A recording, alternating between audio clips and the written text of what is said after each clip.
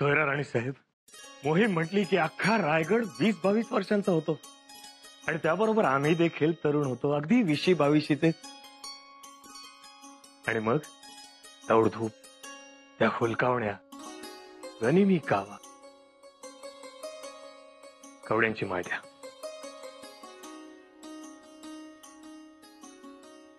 राणी साहेब, कवड्यांची माय. हो ना, कवड्यांची माळ.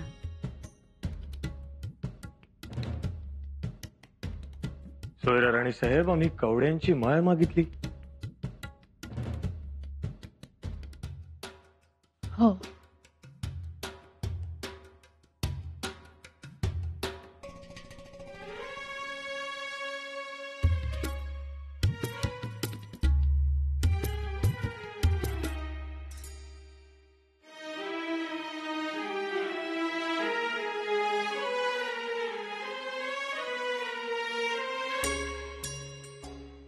जगदंब.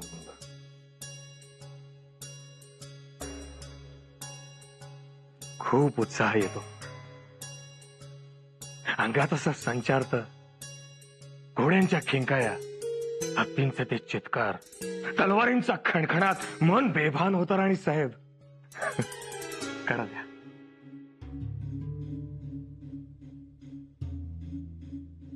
राणी साहेब, कडा देताय ना? हो.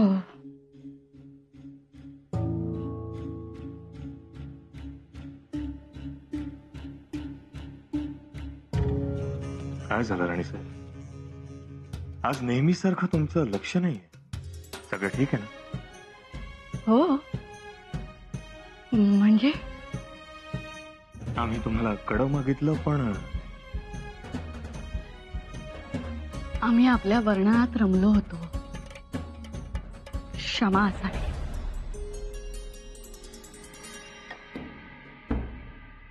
राणी साहेब, आज असं पहिल्यांदा झालंय की कवड्यांची माळ आम्ही तुम्हाला मागतो आहोत. तुम्ही आमच्या समोर आहात खऱ्या, पण तुमचं लक्ष विचलित आहे. याआधी असं कधीच झालं नव्हतं.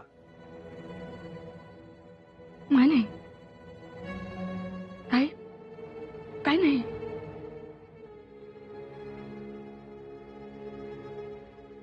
आमच्याकडे बघा. काय आहे? बघा म्हटलं ना. बघा काय झालं, बोला. नाही, तुम्ही आमच्या समोर आहात खऱ्या, पण आमच्या बरोबर नाही.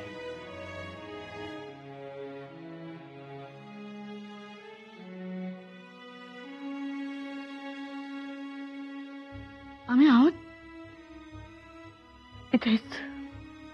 सोयरा, काही बोलायचं असेल तर ते बोला, मन मोकळं करा. कारण आमच्या सोयरा राणी साहेब आमच्या समोर आहेत, पण आमच्या सोबत नाहीत.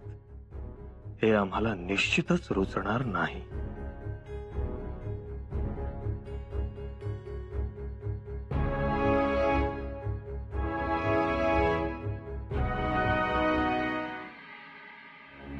अनाजी पंत, हो आपण जे करतोय ते बरोबर आहे ना? मोरोपंत, तुम्ही सारखी शंका नका हो काढू. पण आज राणी साहेब विषय काढणार, महाराजांशी बोलणार, चिंता वाटतेच हो. अहो, महाराणी साहेबांचा आडोसा आपल्यालाच आहे, त्याची काळजी तुम्ही करू नका. हो, पण उद्या महाराजांना हे सगळं कळलं तर? खुबी खुबी म्हणतात ती कशाला? यालाच. म्हणजे आता मला सांगा, इथे आहे पण दिसत नाही. वार, तेच वार 5 दार. पावा, तोच पावा भुवीत रोवा. तिवडा, तोच तिवडा दह्यात घुसळा. रवी, बस यालाच म्हणतात खुबी.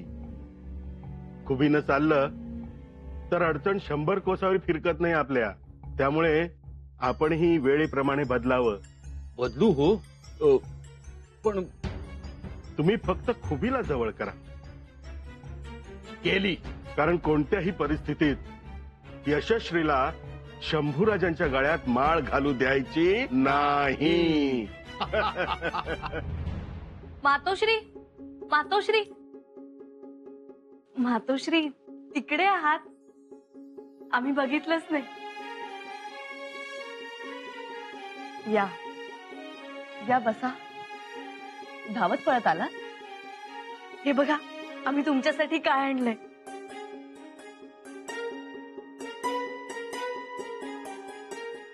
ओल्या नारळाच्या वड्या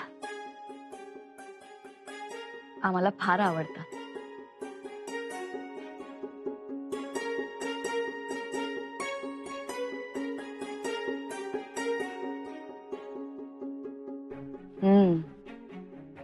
छान जमून आले. अजून आणू? खूप केलंय. नाही, नको, तुम्ही खा. युवराजांसाठी केल्या होत्या. आम्हाला म्हणाले आता आम्ही मोहिमेवर जाणार, मग तिथे आम्हाला तुमच्या हातचं खायला मिळणार नाही. मग रोज सांज सकाळी त्यांच्यासाठी नवे पदार्थ बनवतो, सोबतही देऊ म्हणतो. खूप छान. आम्ही महाराजांसाठी काही बाई करत असायचो. आणि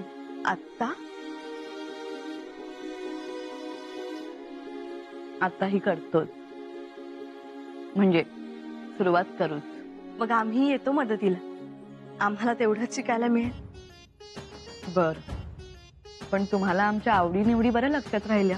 आम्हाला नाही काही, युवराजांना. आम्ही हे वाडगत त्यांच्या समोर ठेवलं तर खुश झाले, पण म्हणाले मातोश्रींना नेऊन द्या, त्यांना वड्या खूप आवडतात. एकाही वडीला हात लावला नाही त्यांनी. अशाच्या अशा वड्या घेऊन जा म्हणाले. मातोश्री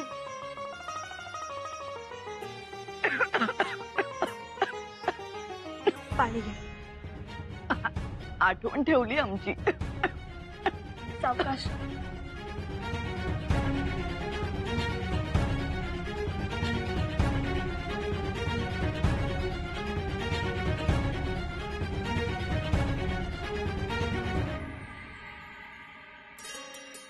मातोश्री.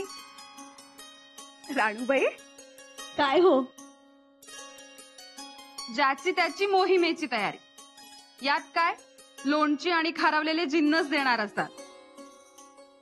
पण हे सगळं तुम्ही का करताय? राणूबाई, आपल्या माणसांसाठी जिन्नस आपण आपल्या हातानेच द्यावे, तरच त्याला गोडी राहते. खरे आहे तुमचे. तुम्ही का आलात? हो, थोरल्या मातोश्रींसाठी निरोप आहे, मधुराईच्या मोती सराफांचा. 2 दिवस झाले ते गडावर येऊन थांबले. हो, मध्ये थोरल्या बाईसाहेबांनी बोलावली होती ही मंडळी. तेच, व्यापारी आलेत, पण मातोश्रींकडून काहीच निरोप नाही. वाट पाहत आहे. अगं बाई, खर तर दागदागिन्यांचे व्यापारी असे खोळंबून बसत नाहीत. थोरल्या बाईसाहेब त्यांना तातडीने बोलावून घेतात. पसंत पडले तर खरेदी करून त्यांना माघारी पाठवतात. यावेळी असं कसं घडलं? 2 दिवस झाले मातोश्री गप्प आहे. बोलणंही टाळलंय त्यांनी. हो ना. मातोश्री, आम्ही त्यांच्यासाठी नारळाच्या वड्या घेऊन गेलो होतो आणि युवराजांनी पाठवल्यात म्हणालो तर गप्पच झाल्या. म्हणजे त्यांचं खाण्यापिण्याकडे लक्ष नाही. हो ना.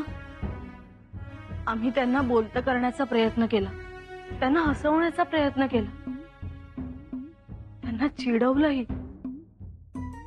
पण आम्हाला नेहमी सारख्या वाटल्या नाहीत त्या. आम्हालाही तो तुटकपणा जाणवला. सकाळी आमच्या समोरून गेल्या, पण त्यांचं आमच्याकडे लक्षच नव्हतं. मोत्यांचे व्यापारी ताटकळत बसले, याचा अर्थ तोच. आम्ही भेट घेऊ त्यांची. अशा जीवाला काळजी लावतात आणि पुन्हा काही बोलणार नाही. राणीसाहेब, बाळराजे काही खातच नाही आणि खाणारही नाही. काय झालं? खातचा नाही? दादासाहेब जाणार ना, म्हणून आम्ही रुसलोय. असं करायचं नाही. खाऊन घ्या. नाही म्हटलं ना. महाराजे, कुठे त्यांचे बाळराजे? दादासाहेब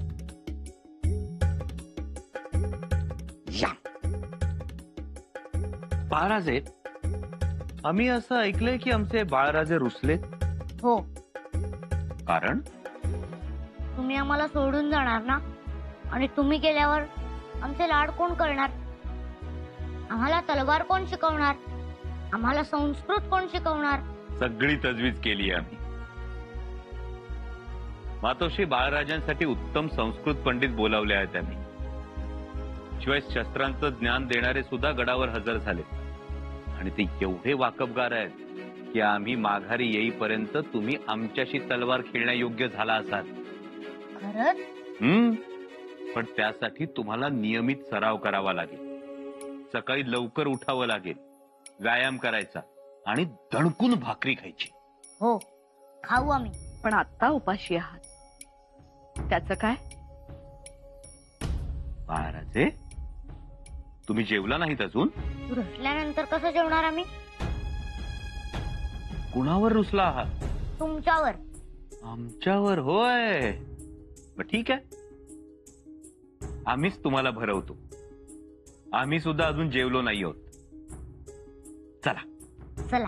पण एक, आम्ही इथं नसताना असं रुसायचं नाही, मातोश्रींना त्रास द्यायचा नाही. नाही देणार. आज्ञेत राहाल? आज्ञेत राहू. मग द्या वचन. वचन. जा.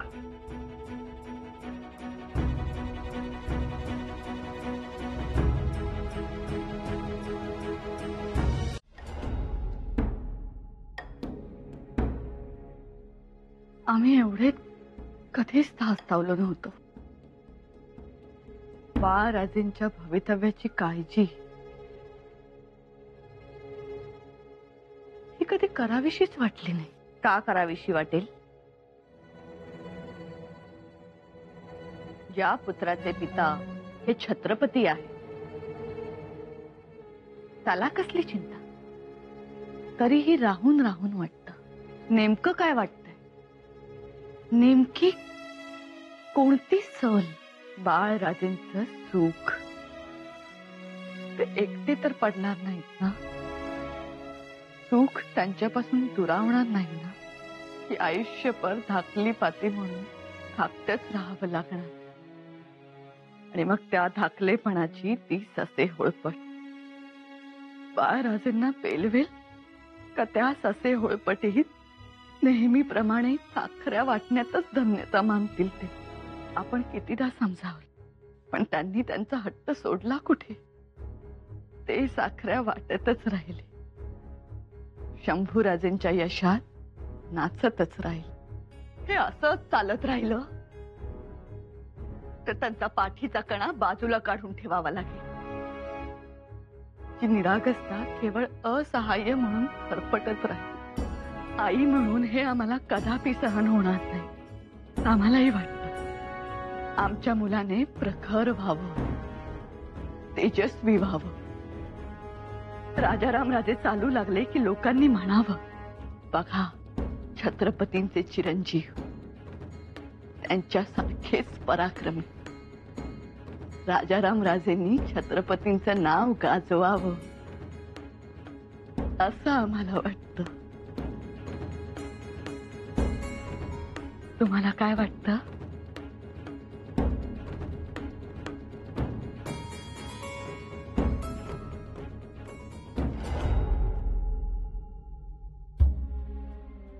एक आई म्हणून तुझ्या विचारात आईचीच व्याकुळता भरलीये. त्या मागणीत लाचारी जास्त आहे. राजाराम राजे एकटे का पडतील? सुखापासून दुरावतील का? राजपुत्र आहेत ते, युवराज आहे. धाकटे असले म्हणून काय झालं? महाराज धाकटे नव्हते का? पण त्यांच्या कर्तृत्वात कधी आलं का धाकटेपण? राजाराम राजे प्रत्यक्षात रामराज्य निर्माण करतील. एवढंच नाही तर तेही सवाई शिवाजी राजे म्हणून कीर्ती धारण करतील. ते जेव्हा एखाद्या युद्धावरून येतील तेव्हा त्यांच्या पराक्रमाबद्दल लोक साखऱ्या वाटतील, स्वराज्यातील रयत त्यांच्या मागे पुढे धावेल, त्यांना मुजरा करतील, त्यांच्या समोर पायखड्या टाक आणि राजा रामराजे त्यावरून येतील. हे सगळं पाहून तुम्हाला केवढा आनंद होईल.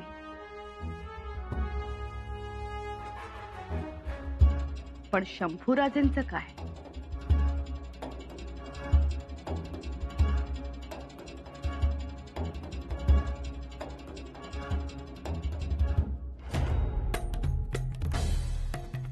तसं बघितलं तर आमचाही जीव तुटतो. आमच्या लेकरानं आम्हाला कधीच अंतर दिलं नाही, आमच्यात कधीच सावत्रपणा आणला नाही, येऊही दिला नाही. आग्र्याला गेले होते, बाळराजेंपेक्षा वर्षाने मोठे असते, परंतु आम्ही सांगितलं म्हणून शाल घेऊन आले. एवढी थंडी, गारठा, परंतु शाल घेऊनच आले. शाल घेऊन आले नाही,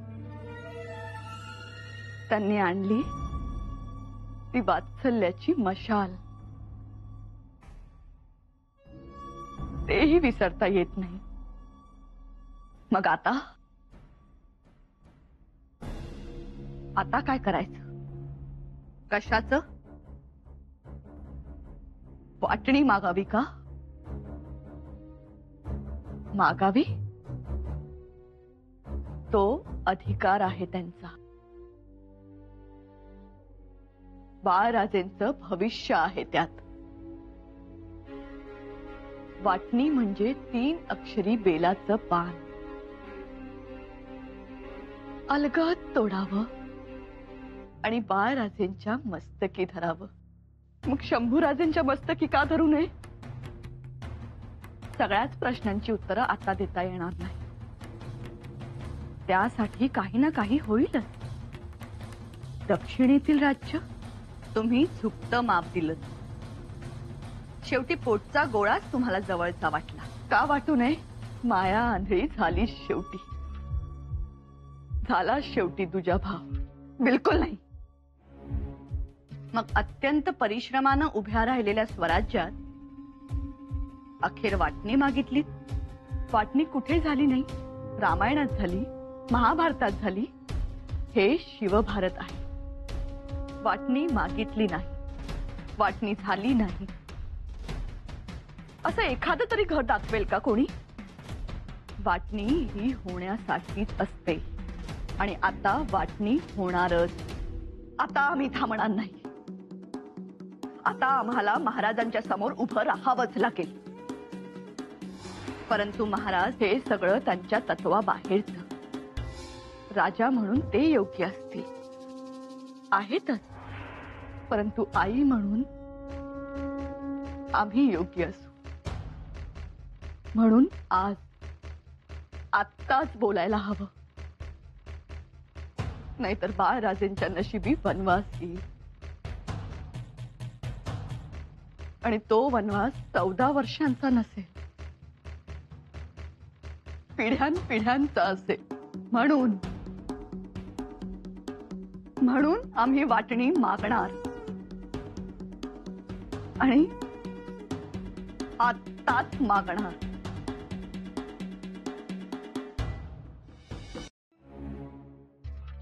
महाराज, थोरल्या राणीसाहेब येत आहेत.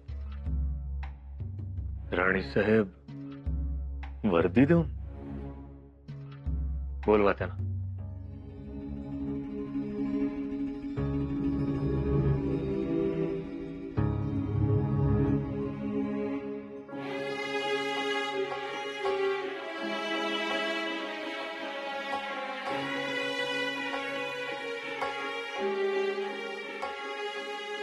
महाराज,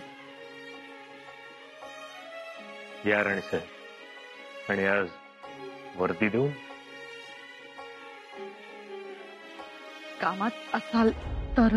आम्ही कामात आहोतच, पण तुम्ही बोला.